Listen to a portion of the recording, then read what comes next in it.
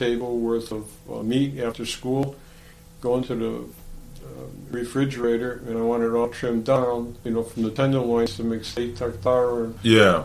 That was one avenue. And another avenue was every night I come in there after school, I need 5 hors d'oeuvres different. 5 hot, 5 cold. You have between this time and that time to make it, utilizing the products in the refrigerator from leftover products and whatever. Gotcha. So that's how I formulated, or I was taught the utilization of products and what to do. Don't throw anything away. Exactly. And that's the way it was done, though. Yeah. It wasn't like you call up and say, send me 18 boxes of assorted hors d'oeuvres. You made them. Yeah. And that's what I taught, too. Don't waste anything. Yeah, for sure you did. So after that, I finished, graduated, finished high school. Prior, in 1967, I got offered a summer job. This was cool. To work at the Graham in Algonquin, Maine. Okay. And that was where the Kennedys stayed, Rose Kennedy and everything like that. This is a funny story. So they came down to pick me up before graduation, and drove me back to Algonquin, Maine. And the chef was from the Fontainebleau in Florida. And I got interviewed and I got accepted as a job. And here I am, shaking in my pants. This chef from the Fontainebleau is over there. That was a summer job. Yeah. Because they came up there in summer. So the chef took a liking to me. He was a brawny guy, and his wife worked there also. And he liked me a lot. And his wife said, always pay attention to, don't mind the chef, because he's a very serious person. I said, okay. The rest of the group were all our age because they were all college kids. Yeah. And who was in Portland came in was Janis Joplin and Jimi Hendrix. Whoa. So I said to Chef, and the kids are asking me, Dan, I know this is what you like to do. Want to go see Janis Joplin and Jimi Hendrix? I said, wow, that'd be great. Yeah. So I said, I went over and I asked the chef, can I come in a little bit later tomorrow morning? I had to be in at 5 in the morning. Yeah. And he said, no, I need you here at 5. Oh, my God. So I went anyways to see the concert. You're not gonna give that up. You got to be a fool not to, right? Next morning, I looked at the alarm clock went off. I was late. Oh. I went to late. Got into the kitchen. Chef didn't look at me. I said, oh my God. Oh, that's the worst. Oh, I hate when that happens. That's silent treatment. That's terrible. That's how you know you did something wrong. So I looked at his wife, and she looked at me. She goes like this. He'll calm down. Yeah. Calm down. So normally we had breakfast with the chef, This morning I didn't have breakfast with the chef because let alone breakfast. He was livid, And he said, don't ever do that again. By the end of the day, I had to. It took to the end of the day for him to talk to me. Everything was done by pointing. I need something. He pointed, But I learned a big lesson about that, And I think he got over it because he's seen everybody else that had such a great time that they needed it. It was a busy summer, and he saw everybody else. He got over it a little bit, and eventually got back warming up and talking. Yeah. It took a few days. But I said, oh my God. It's like I had to do the novena before I go back into the kitchen. But I'll tell you, the concert was kicked. I'm sure it was. What is a Jimi Hendrix concert and Janis Joplin like? What were concerts like back in those days? Were there opening acts, or is it just they show up at the time? They were right there. Man. They were billed. That must have been so cool. Yeah, it was. It was awesome. Wow. Yeah. So I still had that.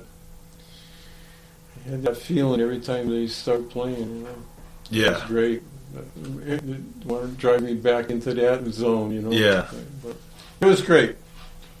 So from there, the summer ended. I came back. They brought me back to graduate, and then I went to college. Yeah.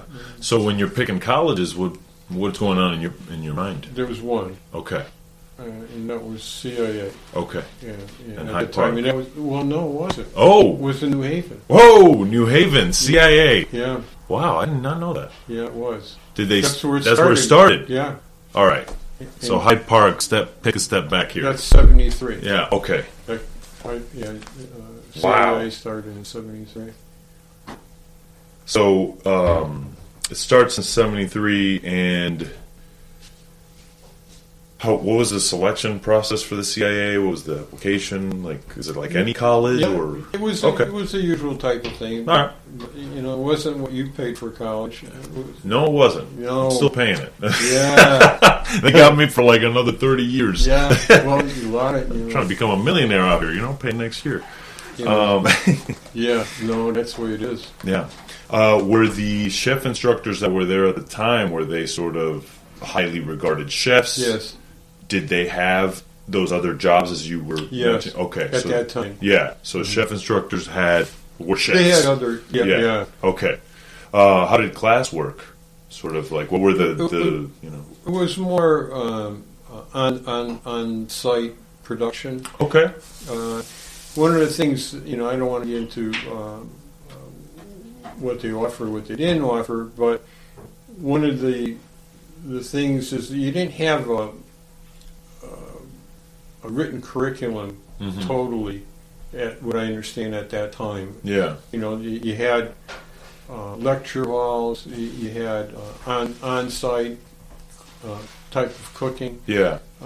So you had AM and PM. Okay. Now they have AM, PM, and PPM, All right. and that type of thing. So you had, and then you also were trained in different restaurants in the area, the Taft Hotel, Yankee Silversmith in town, and Okay. things like that. Wow. So you also worked under different chefs, and they, gave you recommendations. Hmm. Now, what was the temperament of those chefs? Were they hard men, or was it? They were very well respected people, and they went through the ranks the hard way. The hard way, for sure. Yeah. I gained a lot of respect for them. Still to this day, I have several who are still alive.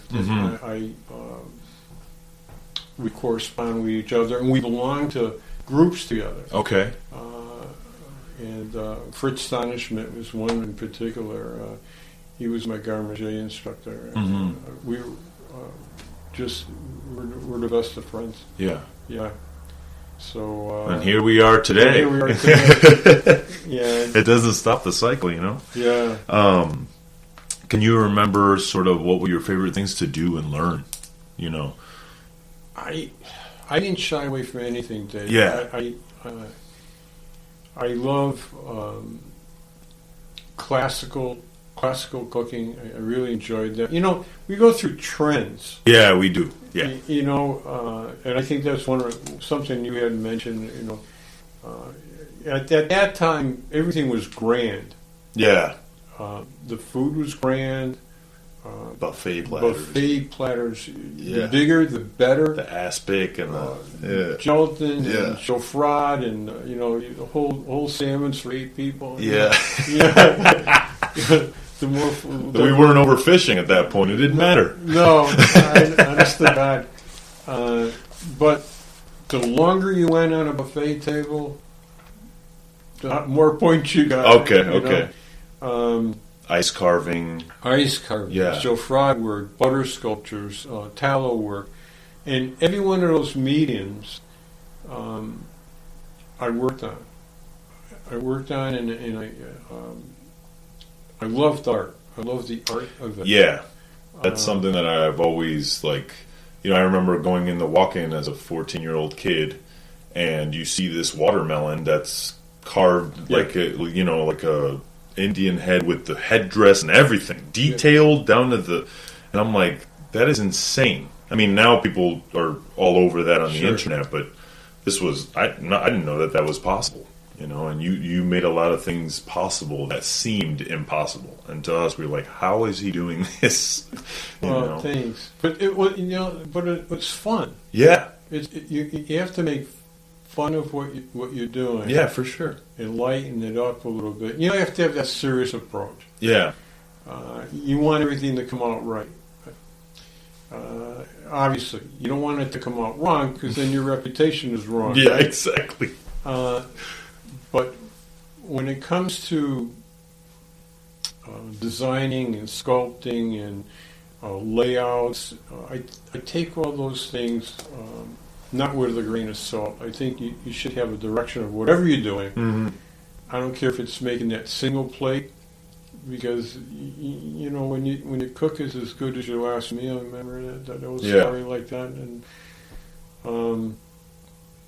I really love. And the hardest person on me ever is me. You could be judged. I'm the worst judge. Yeah. Of me, and I'm going to say that about you too, because I think that's you. That's something you learn very early on, because especially in this field where it's like everybody's on you, kind of nitpicking you. It's like, well, if I nitpick myself 5 times worse, then it's not so bad. Yeah. And it's about being truthful to yourself as well. If somebody doesn't like something, I think a lot of times now the chefs are like, well, you didn't understand it. It's like, well, maybe it was bad, Exactly. Maybe it didn't taste good. Maybe I didn't make it right, You have to be honest with yourself. Mm-hmm. Is it good or is it not good? Yeah. And the other thing is, ever since the beginning, is it realistic? For so many years, I worked in a private city club in Hartford. There was 3 clubs, and then there was 2, and we were one of the 2. And anybody belonged to these 2 clubs. Mm-hmm. And I worked there 10 years at University Club of Hartford. You had to be on top of your game, because you had people from all over the world come in, just like in your restaurant, and they'll say, "Well, I had this at that place over there," and it wasn't like. And people don't understand that you're 2 different people. Yeah. So you have to bring them into understanding what you do and what that person does over there. That was probably one of the best jobs I ever had, besides teaching. Yeah. It was a great job. And then you had let me know that, in high school you were active in all these groups. Yeah. When you got to the CIA, was it the same thing? Did they have groups, or was it sort of just the instruction of the kitchen? Was the instruction of the kitchen, and you had outside groups. Yeah, like class presidency. Like, was there any of that kind of thing going on, and were you involved in it? I was more involved with competitions. Okay. Yeah. Okay. Who held the competitions?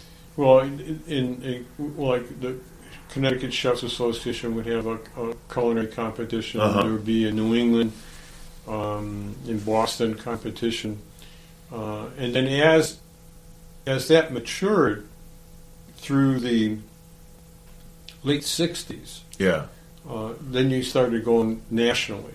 And then internationally, which I was involved with, nationally and internationally. Yeah. Is this sort of what did you like about the competition? Was it that aspect of pushing yourself? Was it the deadlines? Was it all eyes are on me? Yeah, all the above. Yeah. I like that. I mean, my wife could testify. As the kids were growing up, they would say, "Must be a show coming up. Dad's got show face on." That's awesome. Yeah, I love that. But we